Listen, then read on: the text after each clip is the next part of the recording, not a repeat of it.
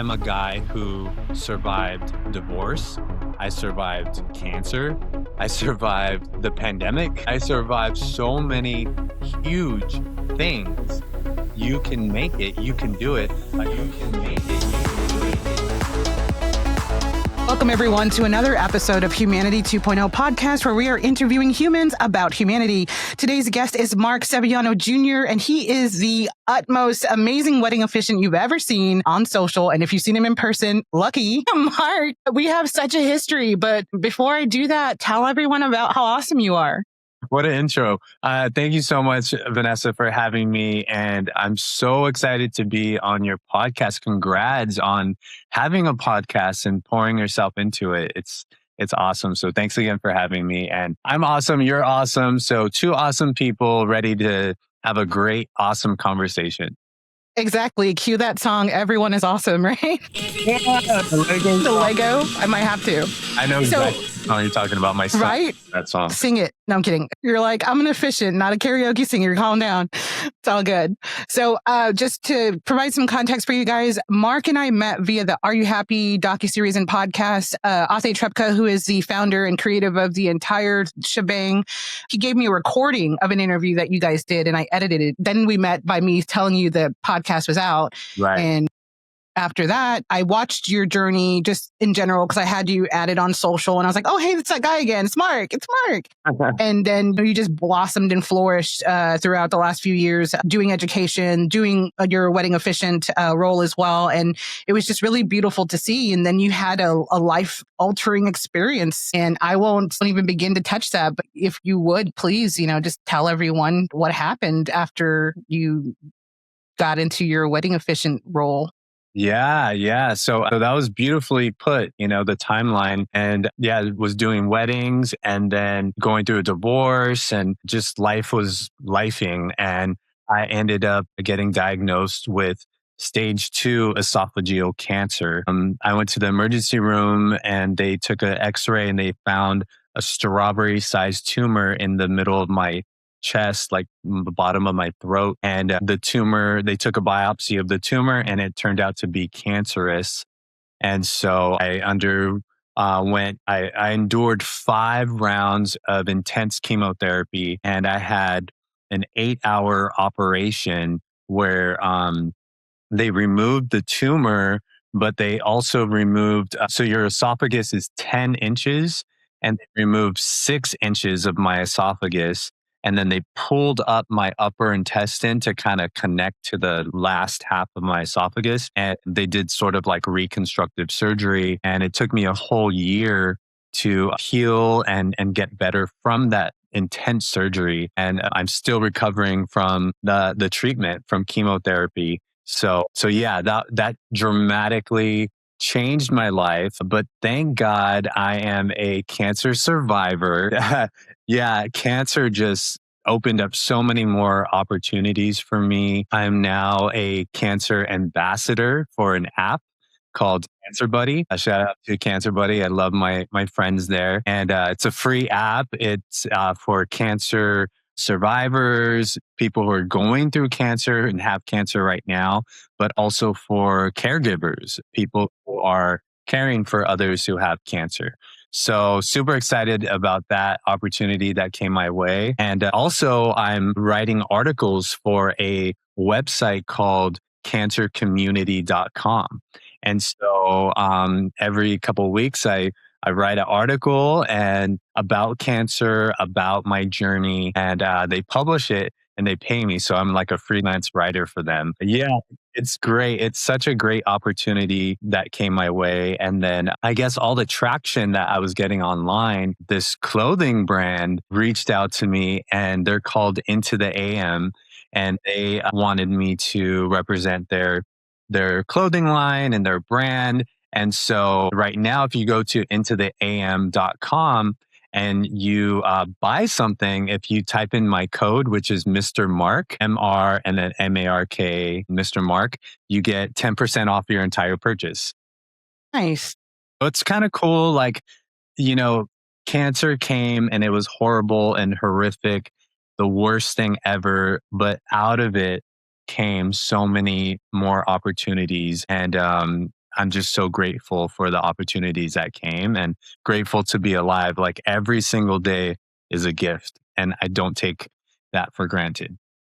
Yeah, no kidding. Well, I'm glad that you are here also, as is everyone who follows you and people that know you, of course. Your journey, you documented it on social media. That's incredibly brave and incredibly vulnerable to do. Did you struggle with the idea of putting it out there, or were you just like, this is me, this is who I am, and I just want you to be with me and go through this with me? It was definitely a conscious decision to put myself out there. I quickly said, yes, I want to make this public because I realized like super early into it, I realized that I don't have the energy to update everyone one at a time. Calling my cousin, calling my aunt, calling my uncle, calling my coworkers, I was like, I'm just going to put it on my social media, put it out there and share my journey, my experience. It gave me purpose. I think when you're going through something so traumatic and fighting cancer, you need to feel like you're doing something purposeful, or else you start to lose hope and you start to not fight as much as you want to. So sharing my story and putting it out there on social media gave me purpose and gave me something to look forward to.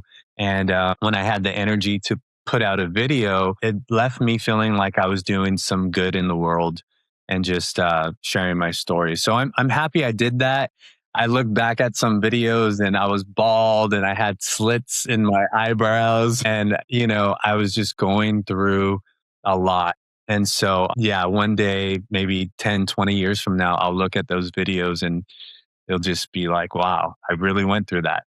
Yeah, I mean, you have literal proof of what you've been through as opposed to just the memories. You have it documented and it'll be around forever. So, yeah, that was incredibly brave of you to do. I remember following that and being like, oh, yeah, I'm here for every single one of them. Like, where are they? What's going on? Oh, wait, he's not there. Let me go back and go. Right. Yeah. So that was all up in the comments for sure. But yeah, so glad that you are here. Thank you. I wonder, is there a comment that you remember on any of those posts that just stands out to you for either a positive or maybe just like a very sad comment that you received that touched your heart? Man, so the initial post where I made the announcement that I have cancer, that received the most views, the most comments, and all of the comments were really heartfelt and empathetic, and they, people just were saying, I can do this. I'm here for you. I think one of the most beautiful comments was someone who said, I think it was my friend RJ. He said something along the lines of like, I know you're a strong person. I know you're gonna kick cancer's ass. And he was like, you got this. And he was so confident that I would beat cancer that at the time of my announcement, I didn't even think about like, am I really gonna beat this? Am I gonna get through this? I had hope that I would, but he kind of like knew that I would. And that's different from like hoping versus knowing. And so many other people in the comments were like, you're going to get through this. You're going to beat this. You're going to beat this. So it really gave me inspiration like, oh, shoot, now I have to beat this because everyone said I'm going to beat it. Like, man, cheers on. So comments like that really like infused the the willpower in me and was like, okay, like so many people think I'm going to beat it. Like I better put on that mentality that I'm going to beat it. So encouraging messages like that were just beautiful. I loved it so much.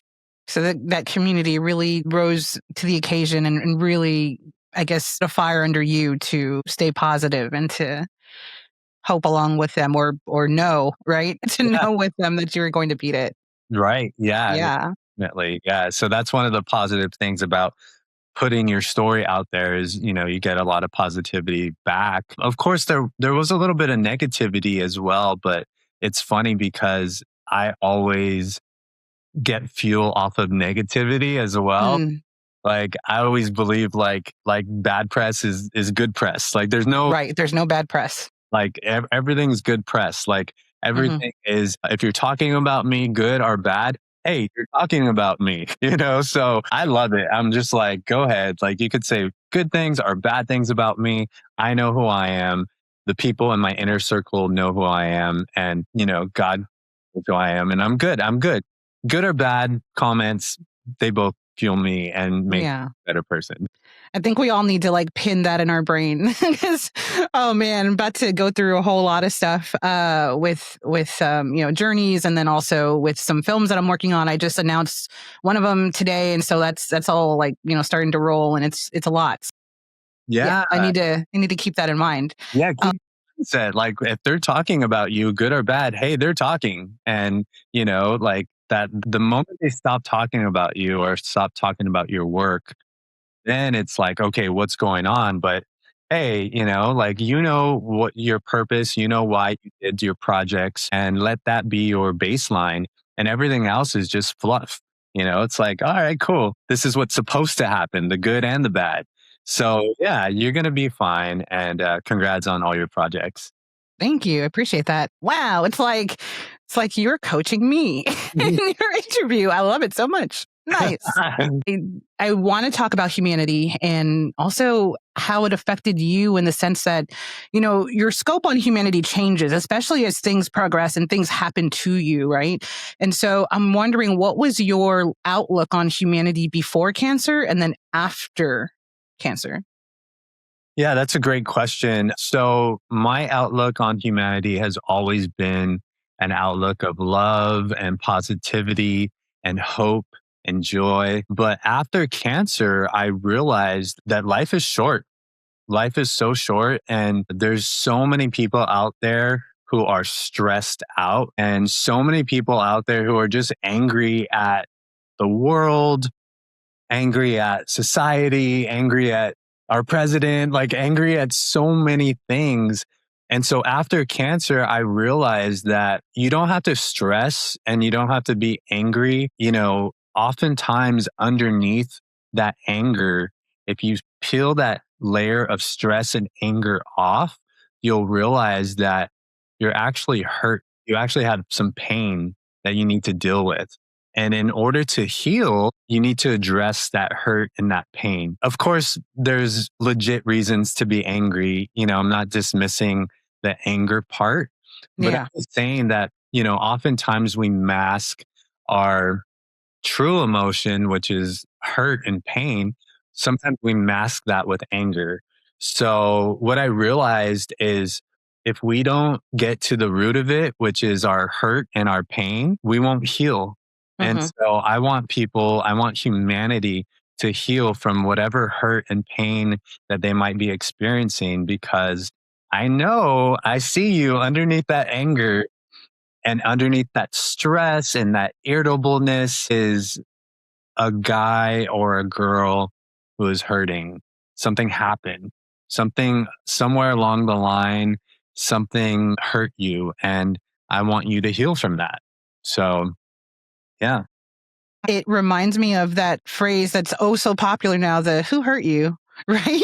So whenever like you're talking to someone or interacting and you see this really bad angry, you're like, first off, who hurt you? Exactly. Exactly. It's like a meme. It's Yeah. like emotional damage. Like, and Yeah. love that people are addressing it in such a mainstream way Hmm. because it's real. Like I've studied this, like psychologically and scientifically, it's proven that oftentimes we use anger as a defense mechanism or we use anger as a mask to shield us and protect us from the pain that we are experiencing. So this is real stuff. It's not just like Mark is saying this. It's like, no, this Right. is proven that humans go through this. And, one of the big things that I think led to my cancer diagnosis was the enormous amount of stress that I was under a lot of stress at the time, and there were big things in my life that really got to me and life altering decisions and experiences. And I thought I was handling it okay. I was going to church and I was praying and I was casting my cares to God, and just trying to let it out. But what I've learned is the body keeps count. There's a book about it. The body keeps count of the things that we go through, the trauma that we face. And if we don't release that, it will eat us up inside. And I believe me going through all that stress really like developed that tumor in me. It really fed into the cancer that started growing in me, is all the stress that I was going through. So my message also is just like easier said than done, like don't stress. But I'll go even deeper and say, find things that effectively reduce your stress.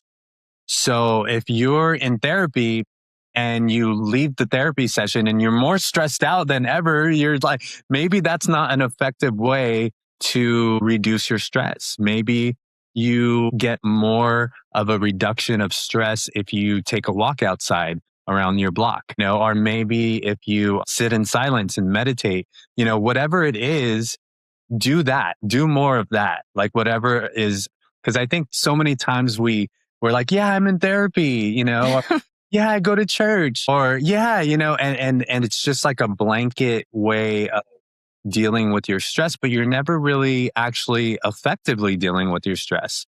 And so I'm a huge advocate now of what is really reducing your stress levels, and whatever is reducing it, do more of that. I agree. I think that's wonderful. It reminds me of the story of how I got back here, because after I worked with the Are You Happy series and then also their commercial part, the Happy Productions team, I took a year off, or almost a year, I think. And I did nothing. I was burnt out beyond belief. I didn't want to do anything or see anyone. And it was a good, necessary time to kind of regroup and assess, who was I without all of that stuff? And I remember questioning myself before I took the break and saying, I didn't have all this stuff. Who would I be? And I was scary, thought, because I'd been doing it for so long. Right. And then a wall hit. And all that stuff was gone. And I was like, well, crap, but I took on a job as a claims adjuster after that. And I did that for a year. And it was awful. I mean, it was good to talk to people and try to help them the best you can, almost like a triage kind of situation.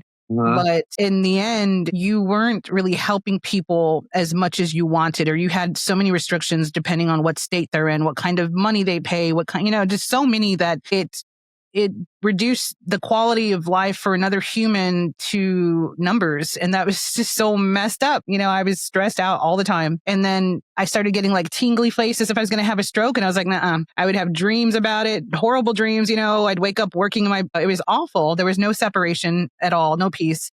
And I woke up one day and I had this thought that I was like, I've lived a crazy life. I've done crazy, cool things, like really fun things. Yeah. And it's been amazing because I said yes to everything, or I just did everything without thinking about it safely.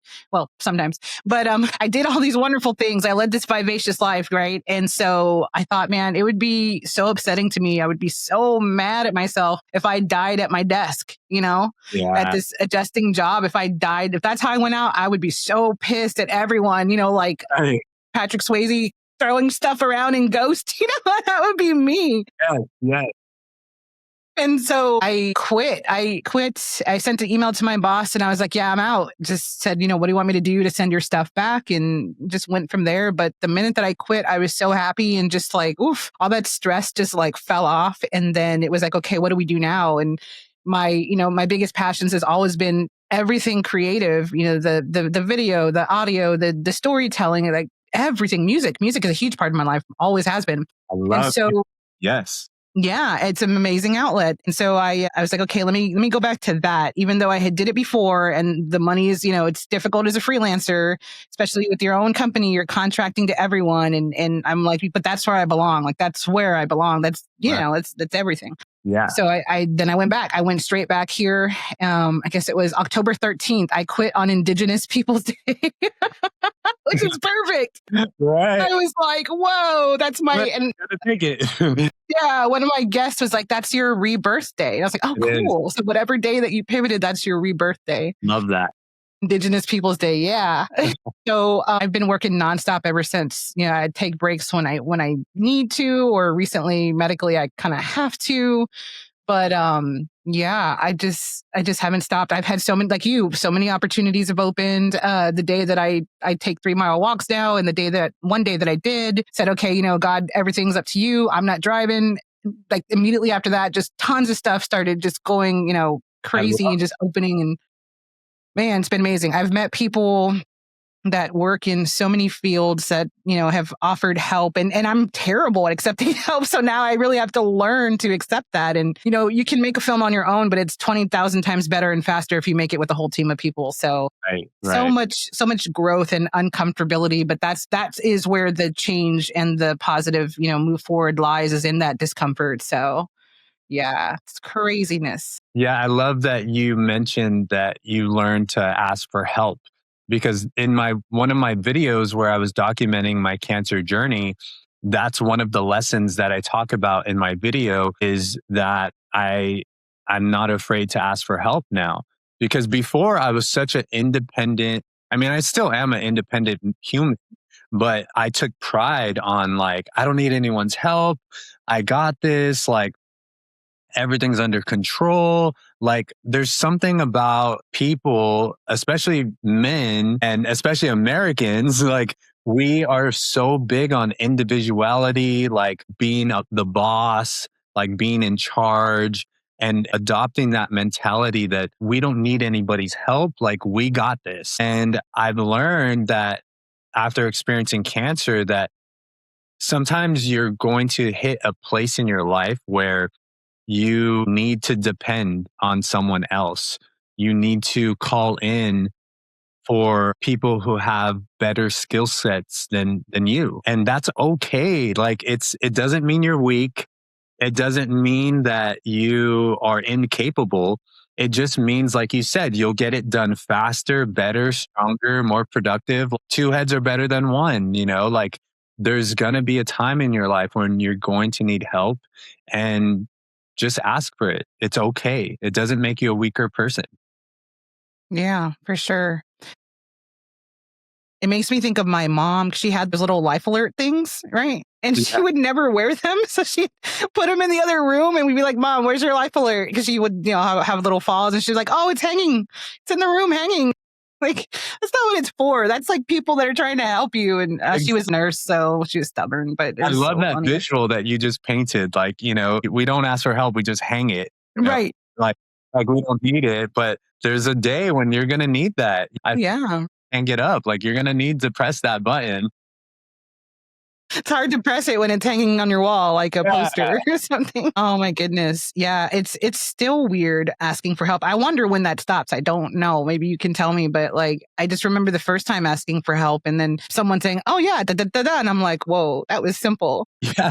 People are willing, you know, people are actually willing to lend a helping hand if they care about you or believe in what you're doing. And yeah, I mean, I don't think it ever gets easier. I think we are always subconsciously thinking, like, are we, you know, overstepping a boundary, or do we sound needy, or is this appropriate, or are they going to say yes or no?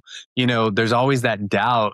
But like you said, sometimes it works out to where you're like, oh, that was easy. Good. I should have asked a long time ago. Right. So Right. it's one of those things, like, if you don't try, if you don't ask, you'll never know. That's very true. That is very true. So they say that we have a shared humanness with other humans, and sometimes their humanity brings out a shared humanness in us. Is there a person for you where maybe just their level of empathy or their level of attention for other people, it stirred something in you, and it made you to be a better human?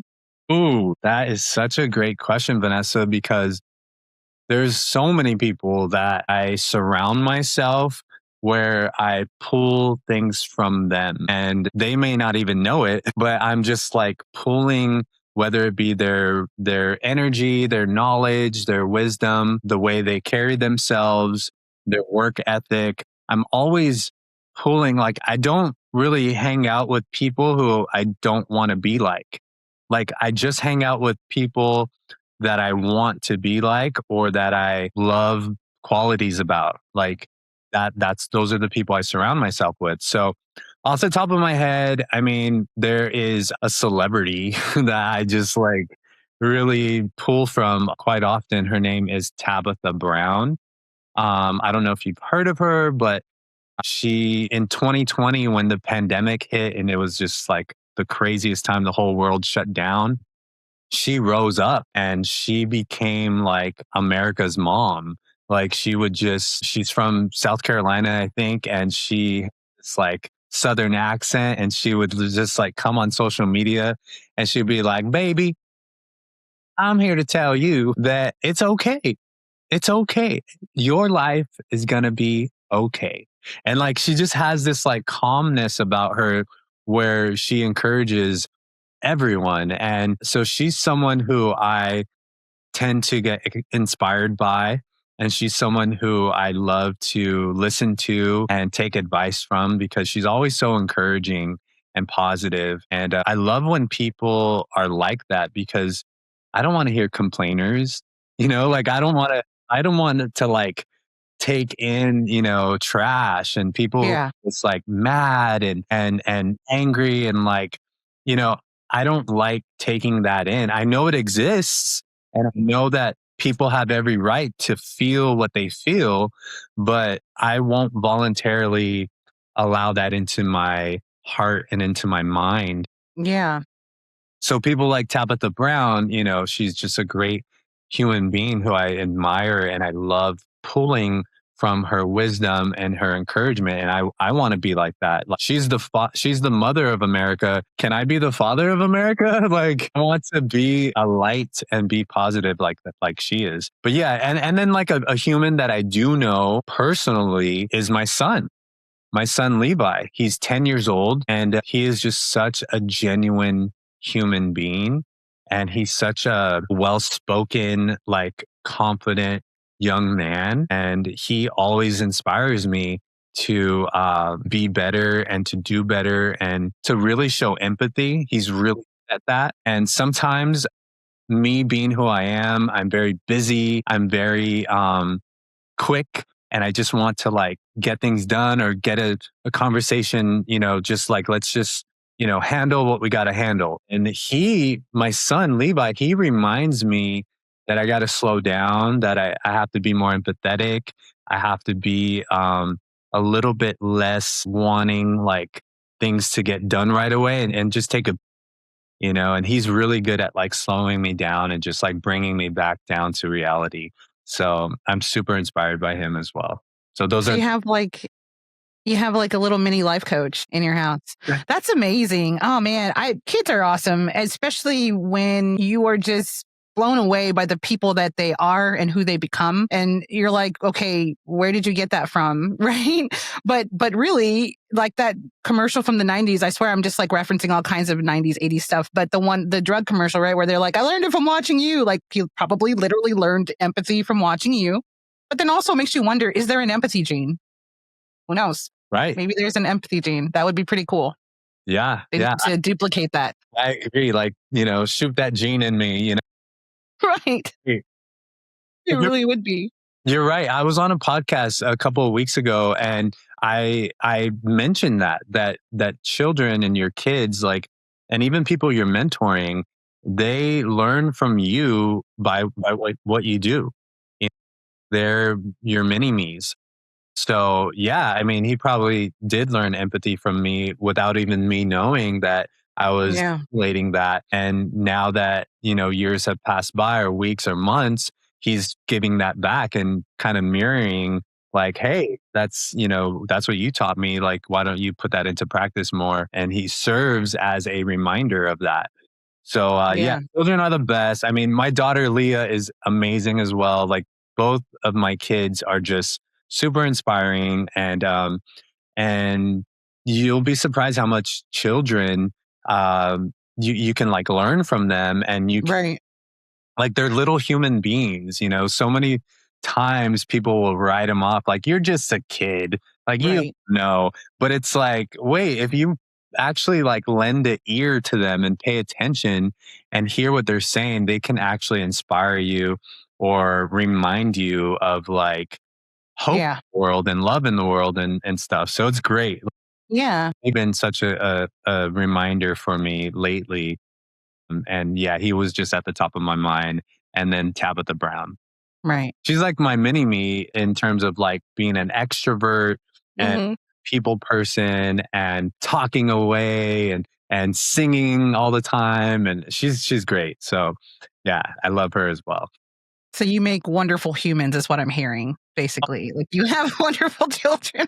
Thank you. I mean, I wish like I'm divorced right now and I'm not dating anyone, and I Right? wish I could have more patience. I'm like, who wants to volunteer to have? Right. I was just going to say that, but I wasn't sure what your status was. I was going to say, ladies, makes great babies. Are we going to have the first love match on Humanity 2.0? Oh, okay. Please. People in the comments, if you want to get in touch with Mark, let's facilitate. I will facilitate that. Wow. Let's make Amazing. humans. But back to back to the little humans. I mean, it is interesting to think about that they are tiny people. They're not tiny babies once they are out of that stage. They're tiny people, Right. tiny humans, and they are like the most clear version of humanity because they don't have all the hindrances and all of the negativity and all of the influences that we do, all of that noise. They're more pure than we are. So then the way that they interpret information is going to be way more profound. So yeah, I totally agree that we do need to listen to them more for sure. Yeah, yeah, you said that perfectly. I love the way you worded that. Yeah, they're not tainted or jaded by the world yet. Yeah, yeah. And by the way, divorce is not a bad word. That word is not a bad word. I'm It's going through it myself. really, Oh yeah, yeah. So it's another thing we have in common. But yeah. fun. Yeah. Like I said, you're a wonderful support network. So I'm telling you, I'm blow up your phone. You'll get through this. Don't worry. One day you're gonna look behind you and be like, "Wow, I went through that as well."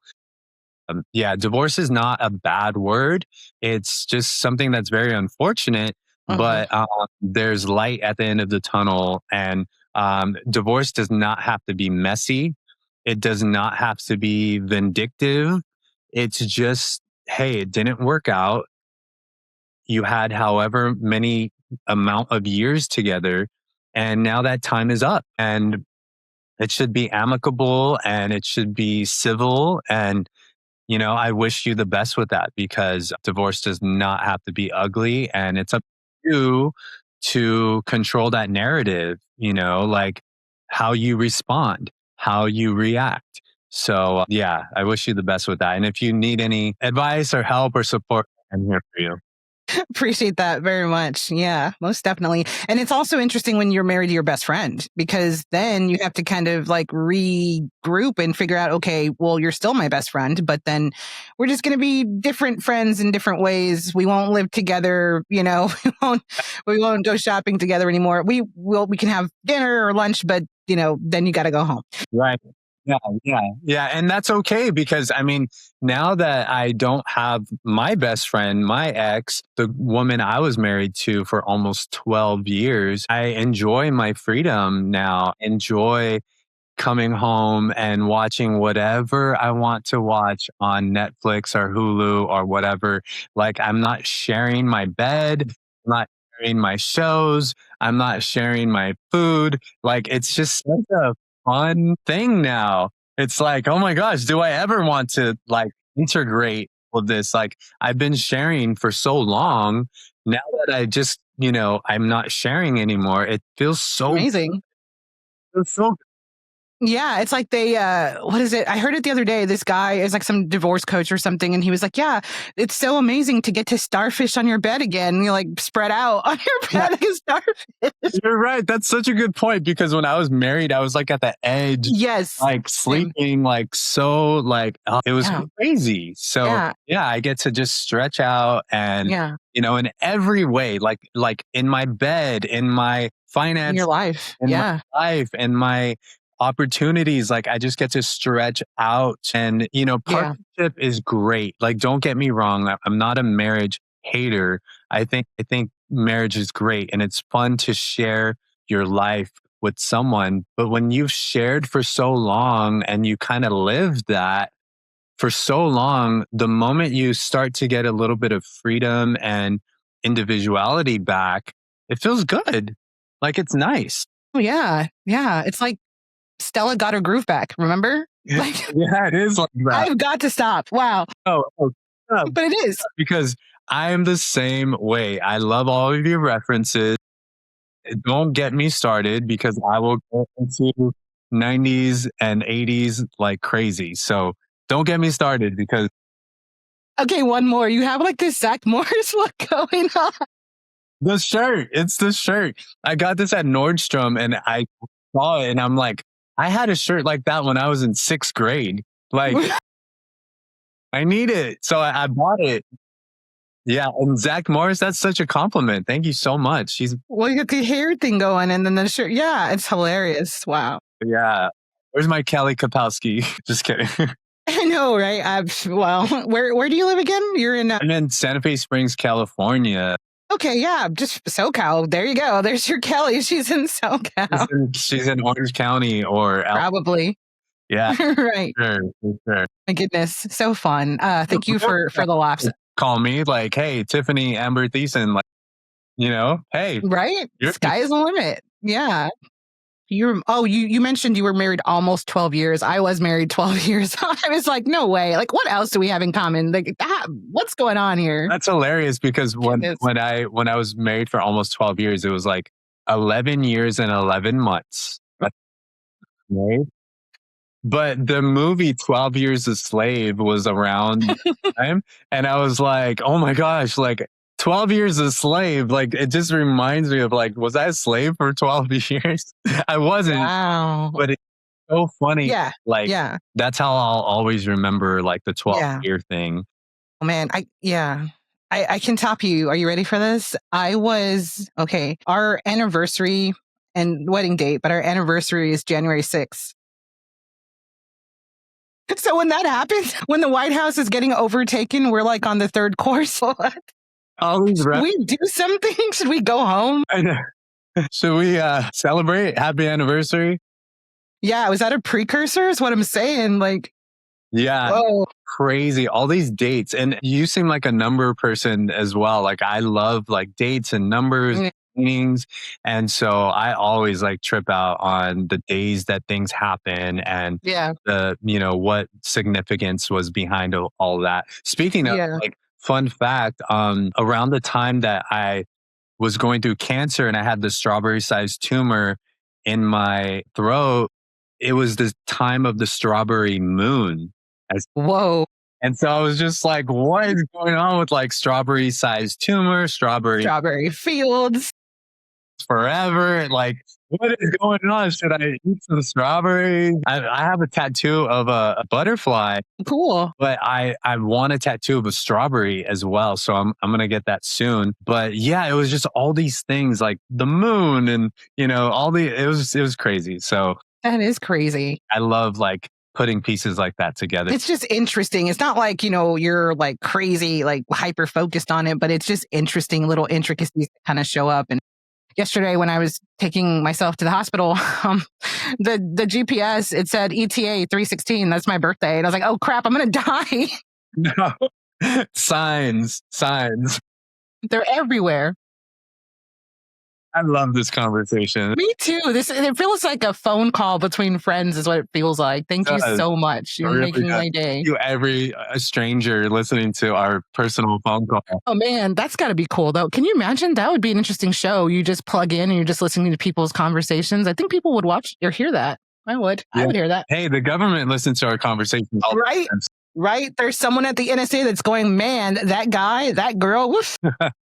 Man, they need therapy. But what I like is that you said cancer and strawberry in the same sentence. You shared this like really interesting, like light story with cancer mixed in there. To me, that sounds like healing. That sounds like, that next place that you go after you've been through something really strong and difficult. Does that make sense? Yeah. And you nailed it. After you go through something that difficult, you begin to appreciate everything. And so I lived my life, I was happy before, I was pretty happy, and now I'm extremely happy and grateful. So when you combine gratitude with happiness, you become this like better, brighter person. Yeah. Before I was like, yeah, I'm happy, I'm positive, but now I'm happy and grateful. That will get you places. Oh, sure. And it's infectious on other people. It's like you were once oatmeal happy or bran muffin happy, and now you're like lithium happy. You're just like super happy, SoCal happy. That's why you guys are happy. I said this the other day to somebody that was not in California, and I was like, yeah, it's because the sun. That's why they're so happy, because they have so much sun, True. beautiful oceans. Like, Yeah. you guys just have it all. And we have Disneyland. So Disneyland. Like, it's on the what? earth. What is this? I've been to so many of the beaches there, and I'm just like, the Texas coast is not a beach. It's bathwater, people. Yeah. Well, Oh man, I'm gonna get so much hate. my favorite beaches here in California is Newport Beach and then Crystal Cove. Those are like so amazing. So next time Man, I'm out here, you're gonna have to hit up Newport or Crystal Cove. yes, 100%. I have not been to either of those, but I mean, I've been all over, and pretty soon I'm going to be able to go anywhere. So I just might have to make a trip out for sure and be like, Mark, what are you doing? I'll go with you. And I think they even filmed Grease. No way. Crystal Cove, I think. I might be wrong, but yeah, I got to fact check myself on that. One of my favorite hotels in Los Angeles is the Biltmore, because they filmed so many movies there, but also the Oscars, Academy Awards, that history there, and in Black Dahlia too, which is scary. Yeah. Overall, it's amazing. Yeah. So I want people to see some of your journey. So we're going to take a quick pause and then let them ingest that, and then we'll come back with something completely different. How's that sound? Sounds great. I'm working on my happiness, because for a long time, I thought happiness was sacrificing your life, sacrificing your time, your energy. I thought happiness was just to do for others and live for others, but no, I'm realizing that if you're not happy and you don't function, how can you spread that to anyone else?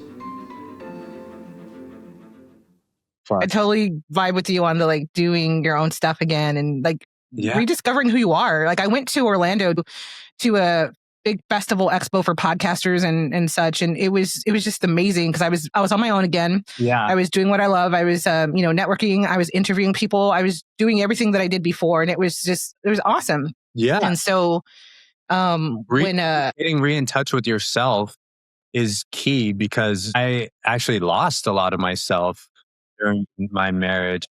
And when I got myself back, I was like, hey, I miss this person. And why did I change? Or why did I think I needed to change?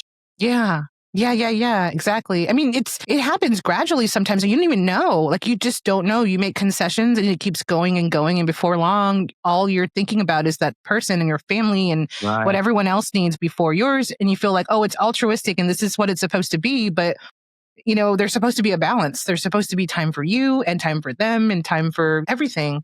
Wait, did this happen to you? I want to ask you. I never asked anyone this before, but so you're going through the divorce. And for me, I had my wife's voice in my head for like a year after my separation with her. So like, does that happen to you too? Or like, because I hear her in my head. Well, I heard her in my head for like the year after we separated. And then finally, like she faded out and now I hear my own voice loud, clear.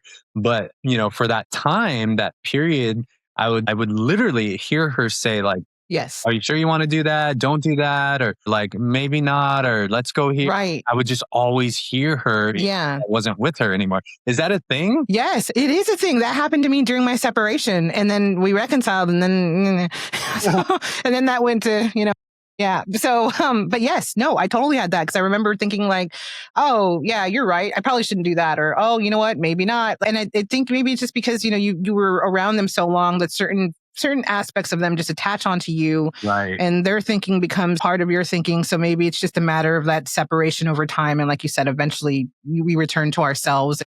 I remember I made a video. I don't know if I was here or in Orlando when I did it, but I made a video of just several different images and this other video of me on a train. I think I was on a train in Dallas, so it must have been here.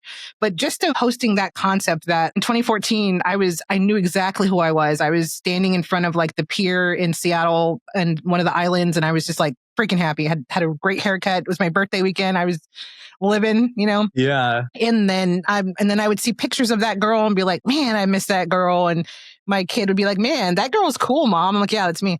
Yeah. Yeah. And then, just having recently discovered like, oh yeah, you get to get back to who you were. And then I guess I was on the high of this trip and I was like, man, I think I'm back, and I made that video and I was like, oh yeah, I'm back. Yes. Yes. Yes. Yes. It's It's great. so cool. I love that you're back. I love that I'm back. And it's like, it's a beautiful thing because Uh-huh. what if this person or these people who we are now never had a chance to revive and never had a chance to relive, um, Yeah. there's Yeah. purpose. There's purpose. Yeah. It makes you think that all the lives that you're touching now, I mean, both of us, right? Everything that we do, everything that anyone does, for those of you watching or listening, everything that you do has a ripple and it has an effect on someone outside of yourself and maybe yourself too, but everyone is affected by you and your energies and what you do, say, feel. And so if going back to us, if you and I had not come back, think of all the people that would not get to experience us. That's interesting to think about. So interesting to think about and so well put.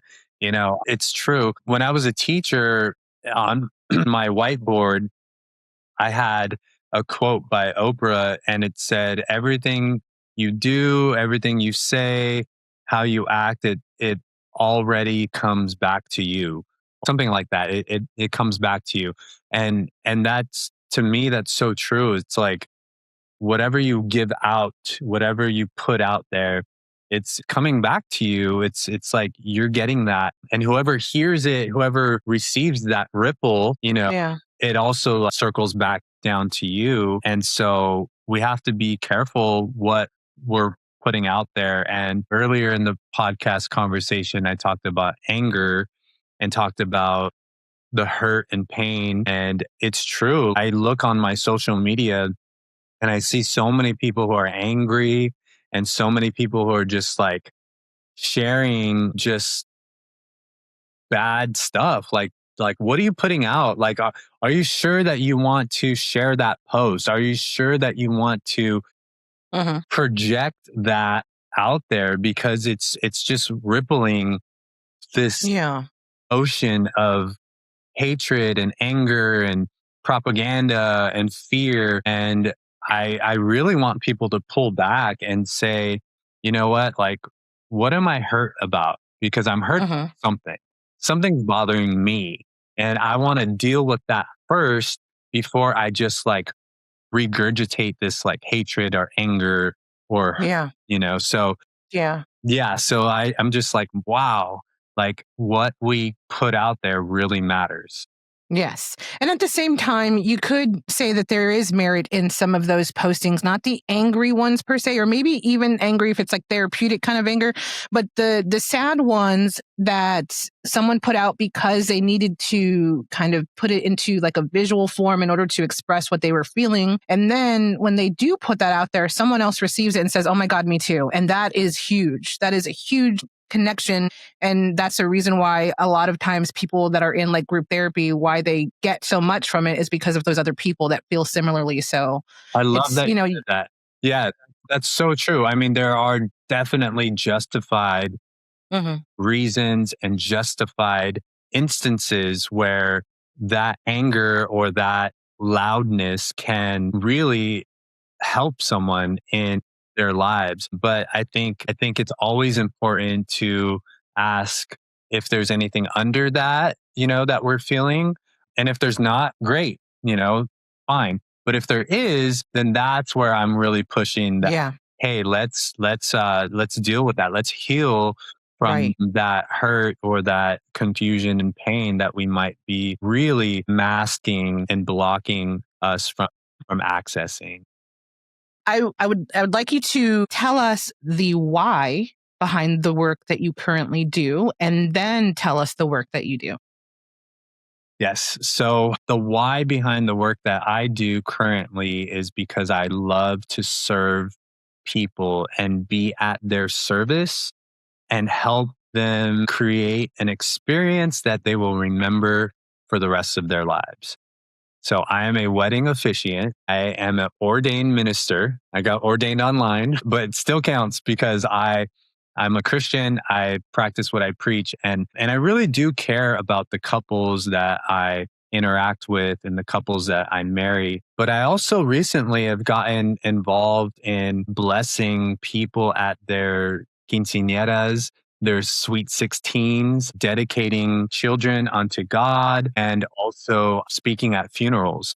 Not only do I officiate weddings, which is my primary, like, that's what I love doing, but I'm also venturing off into really incorporating the full ordained minister hat, like what that entitles. And that entitles so many other aspects with funerals and parties and guest speaker and stuff like that. So yeah, so that's what I do. It's so fun to show up at a couple's wedding and command the audience and bring two people together that love each other and want to commit to each other for the rest of their life. And you know me, like I smile so much, so like I'm smiling, I'm looking my best. I'm giving them the full package experience of speaking well and showcasing their love, and I get paid to do. Yeah. It's such an amazing service that I'm giving, but I'm also receiving finances. I'm also receiving memories. I'm receiving experiences that also uplift me. Because I get to meet their most favorite people in the world, their parents and their best man and their maid of honor and their groomsmen and bridesmaids. So it's just such a fun job, and it's not even like a job, it's just like a service that I offer. And I love it. It's been such a fun ride for the past 11 years.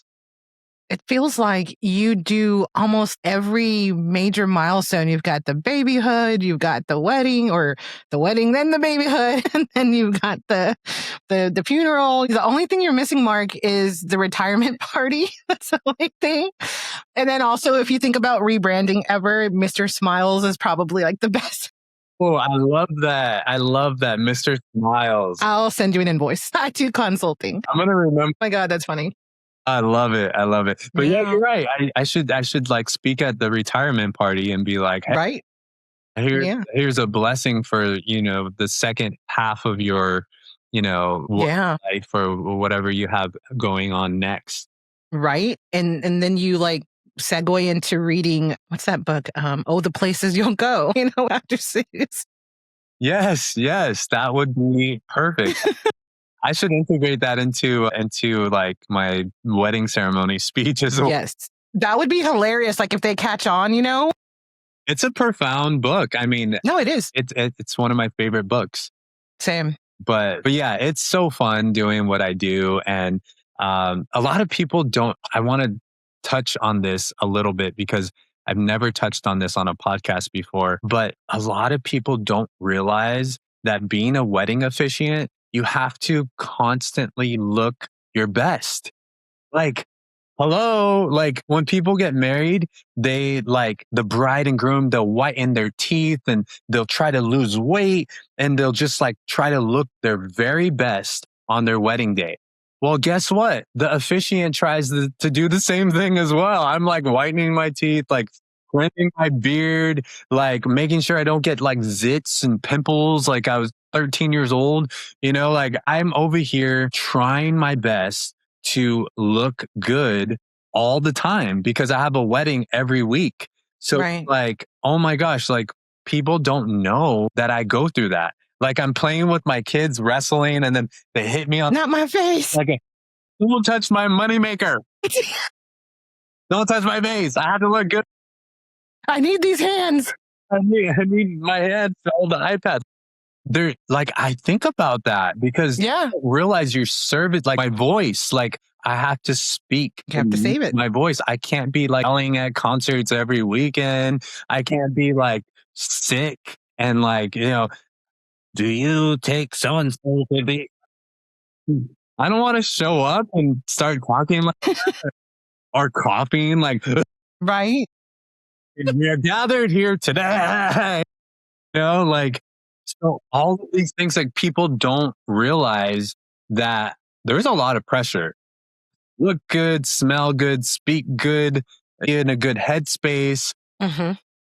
Like, there's no time to be depressed. Like, you can't be depressed, Mark. Like, you have to be happy, Mark, and you have to be on Mark.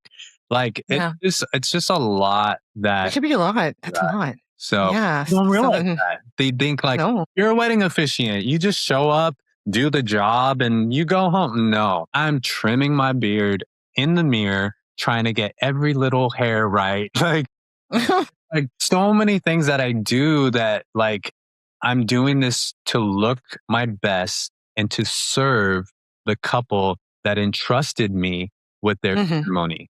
Like, Yeah. yeah, it's crazy. So That is crazy. I can't imagine how much product you own, but that is respectful. I respect that. I think a man that takes care of himself, like, that's amazing. That is awesome. And then I don't own any product. Like, no, oh my god, that's all this is all natural. I hate you. Go away.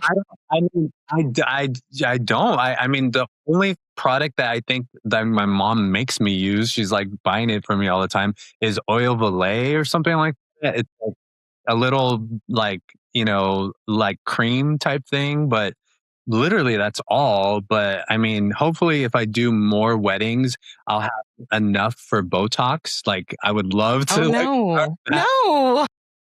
Like, come on, like, pay me more You don't. so I can, like.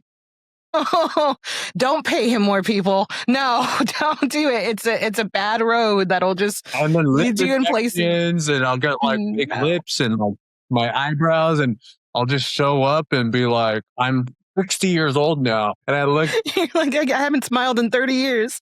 Oh no, don't do that. No, but No way. back of my head, like, okay, how am I going to look in like 20 years? Are people going to still want to invite me to do their wedding in 20 years? Like, is this going to be great? Like, am I going to, so yeah, when you offer like yourself in your job and your service, these things you actually have to think about. Sure. So, sure. Yeah. And okay, so two things. One, Mark. Yeah. Vanessa. Nobody wants to be married by Little Richard with the giant. So quit that right now. Yeah. Okay. Right now. Second, well, no, there's three things now. Second, is your family background Mexican? Yes. Yes. Okay. Yeah. Oil Valet. It's like mom, oil Valet. So, yep. Mm-hmm. Yes. Oh, yeah, it's a thing. The only thing. Like, I use soap and water, oil Valet. Like, that's like drink water, and like, that's it. Like, yeah. I don't invest in any I don't have money. I have 2 kids. You think I'm buying like products? Like, no, like I'm buying my kids, their needs and their necessities and stuff. Yeah. Yeah. No, it's good genes. Apparently our genes are awesome because I'm 41 and apparently I don't look it. Yeah. You don't look 41. I'm 42. Yeah. No filters. Yeah. Even Riverside doesn't have them. Well, they do, but yeah. Yeah. So, and then the other thing, what was the other thing? There was something else. It was pretty good too. I'm Mexican. It's oil Valet. Yeah. What else? It'll come back. But yeah, no, I think that your efficient journey is so cool and it's awesome to watch. I love the videos that you make and you're like, I just married so-and-so. Yeah. That's amazing. Those are great. Because of those videos. Like, they'll be like, you do the video where you're like, hey, everyone, I just married. And yeah, that's part of the package. Like, that's what you get when you hire me. So yeah. Now I remember. Yeah. But yes, very cool. Very package worthy. I agree. I don't even know. What does an add-on like that cost? $2.95. You pay for the selfie stick and then it's yours to keep. Wow. Right. Oh man, I could go all day. So you were talking about your hands and your face earlier. There are people that actually insure hands and faces. So just throwing it out there. I should definitely like insure, hands and face, trademark Mr. Mark Recipient. Like, there's so much I need to do. Mr. Smiles. Yeah, you really have some. You know what? What are you doing here? Go. Got to write a book on, I got things. So. Yeah, now we got to go to the beach. So you got to plan that. Man. So our final question, if you could share a message with humanity, any message at all, what message would you share? Don't stress. I know you're angry. I know that things are rising up inside of you that irritate you or bring you down. But underneath all of that, I know there's a person who just cares and is going through it, and it's going to be okay. Everything's going to work out. It's not that deep, and you're going to get through it. So that's my message to the world, and everything's going to be okay. And what suggests to you that everything's going to be okay? I know it. I know it because the human spirit is such a resilient spirit. Like everyone has this like level of resilience and this level of perseverance that they have within them. They just have to access it and they just have to like activate it and be like, okay, I got this. I can do this. And I think that is one of the most strongest things that we have inside of us is the mentality and the willpower to make it through and get through anything. I am a guy who survived divorce. I survived cancer. I survived the pandemic. I survived so many huge things.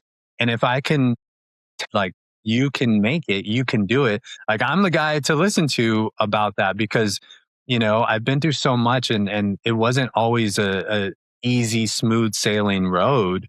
You know, I have some scars under me on me and I have some, you know, experiences under my belt. And I speak this and I say this with assurance because I lived through so much and I want to spread that to other people and let people know that it's going to be okay. Well said. 100%. No notes. I really thank you so much. I don't know why I'm so silly today because I'm really hurting, but I don't know. Thank you so much for being here, for sharing your essence and your laughter and just everything. Like really, I mean, we met in the most randomest way. We didn't even really meet per se. Right. I was just told about you. And then I edited your story. And of course, when you're editing, you're watching and you're like, oh, wow. Okay. This is somebody of substance. Okay. Wow. They say this word a lot. It's like you really get to see someone under a microscope and then, you know, reaching out to you and then finding out that the person in that video was really the person that was super cool. And then, you know, the rest of the journey. And it's, I feel like I've been through an emotional roller coaster with you without having known you, which is crazy. And now we know each other and we just laughed all day. And yeah, thank you so much for that. And to know you're my same age, like that's even better. Like we come from the same time, we come from the same upbringing, and it just seems so cool. But yeah, this was so much fun. Can't wait for it to be released. And sorry, I'm giving you another thing to edit. So you're going to be listening to my voice later and you're going to be editing another podcast. If you haven't seen the first podcast, you guys should go back and watch the Are You Happy Now podcast where I was a little bit chubbier. I was come now in the background and it was just like a different time. Oh my gosh. I think that was like 5 years ago or something like that. And the question was, Mark, are you happy? And I was like, no, I'm not happy. I'm working on it. And now I'm happy. Yeah. Why didn't I think of that? I should have been like, Mark, are you happy? But, you know, it's kind of, I'm retired now, I guess. But I'm glad to hear it. I'm glad Mark's happy. Yeah. Mark's happy. I'm happy. And like I said earlier, it's happiness mixed with gratitude. I'm so yes to be alive. And happiness and gratitude together, boom. Like I want to give that potion to everybody. I swear I had a similar thought. I was thinking about how I went from the happiness, you know, journey to the humanity journey and how, you know, I spent so many years doing that and then pivoting and why I pivoted. It's happiness. It's happiness to humanity. Like I had a similar thought today.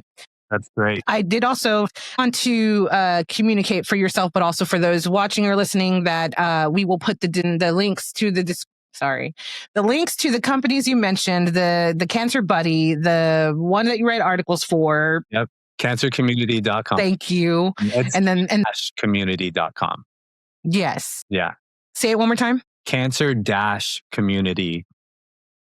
Thank you. That's for safety because I'm pretty sure the audio didn't catch it. And then the other thing, the clothing company was Into the AM. Perfect. Yeah. So if you will send me those links, now you have homework. Send me those links so I can put them in the description for the episode. Making me work. And sorry? You're making me work. Well, that's what ladies do, isn't it? I'll do it for you, Vanessa. So sweet. And Mark, are you kidding me? Like, you looked fine back then. You look great now, but you looked fine all the time. So you need to cut it out. You look great. So shut up. Everyone has like these self-conscious times. Yeah, like thank you though. I mean, that's such a huge compliment. I realized like, man, I put on some weight back then, but I was also stress eating and I was very stressed during that time. And so I tend to like eat apple pies all the time when I'm stressed. Yes. Man, I eat my feelings too, or I did. Now I've kind of stopped. But for me, it's bread. I joked with the phlebotomist and I was like, girl, if I lived in a house made out of bread, I'd be freaking homeless because I eat. This door is good. Hey, you are so fun. Like, why haven't we? Wow, we need to hang out. Yeah, for sure. Oh man. Well, maybe because we're on different coasts, but yeah, definitely. I will No, follow up. bread. I'm gonna like toast some bread and butter. Thank you. Very kind of you. Just don't burn it. I won't. I won't. So just a final thought for everyone, and thanks for joining us for the comedy hour of humanity with Mark. Oh my goodness, I'm gonna cry here. I'm just happy I'm crying for good reasons. So today's final thought during this whole conversation, of course, we talked about humanity and we talked about anger and all kinds of emotions and what we do with them. And it made me think of Mr. Rogers. Mr. Rogers once said, what do you do with that mad that you feel? And when you go back and you watch that episode or the clips, because everyone likes to chop up the clips and put them back out there, which is good. He would want that. And that just made me think of, yeah, what do we do with the mad that we feel? And so you might yell, you might write a book, you might make a movie, you might break something. There are places that you can now go to break stuff and you pay them money. You might break things yourself and you might get in touch with what it is that's bothering you, like Mark mentioned earlier, and taking the time to discuss what it is that's bothering you. And whether it's with yourself or with someone else or with a group, the fact that you're taking the time to do that is so important, critical, necessary, whatever word of emphasis that you want to put on that, it is that important. Be sure to do the work. Be kind to yourself. Again, I just want to reiterate, be kind to yourself. And above all, and well, actually not really above, but equally so, be kind to other humans. We'll see you guys next time on another episode of Humanity 2.0 podcast. Be sure to subscribe and follow all the links and follow Mark. And hey, if you want to get, well, not if you want to get married, but if you want Mark to marry, you know what I mean? Yeah. If you want Mark to marry you, don't we all, right? Literally. Goodness, I'm done. So funny. Oh my. Put a fork in me. I'm done. But anyway, wow, I just ruined my own. I'm keeping it. You want Mark? I'm keeping it. Period. Just if you want. If you want Mark, just go to marksmiles.com. Good one. All right. Again, Mark, thanks so much for being here, and we'll see you guys next week. Bye. Thank you so much. Humanity 2.0 podcast is brought to you by Vanessa The Vivacious Productions. Want to be a guest? Visit the link in the episode description for future guest opportunities. Ready to podcast like a boss? Join PodMatch and begin your PodMatch journey via the link also listed in the description. Subscribe to Humanity 2.0 podcast on Apple Podcasts, YouTube, Spotify, and more. Follow and help support the show by buying Humanity a cup of coffee via buymeacupofcoffee.com/Humanity 2.0 podcast. Above all, don't forget to be good to other humans. See you guys next time.